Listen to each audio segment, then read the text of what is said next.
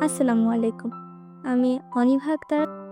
পুষ্টি আমাদের শরীরে খুবই গুরুত্বপূর্ণ।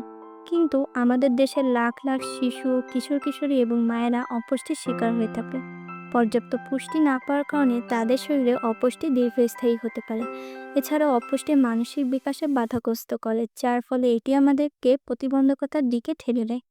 এখন অপুষ্টি থেকে বাঁচতে হলে আমরা পর্যাপ্ত সুষম খাদ্য খেয়ে শরীরের রোগ প্রতিরোধ ক্ষমতা বাড়াতে পারি। কারণ রোগ প্রতিরোধ ক্ষমতা কম থাকলে সহজে যে কোনো রোগ আমাদের শরীরে আক্রমণ করতে পারে।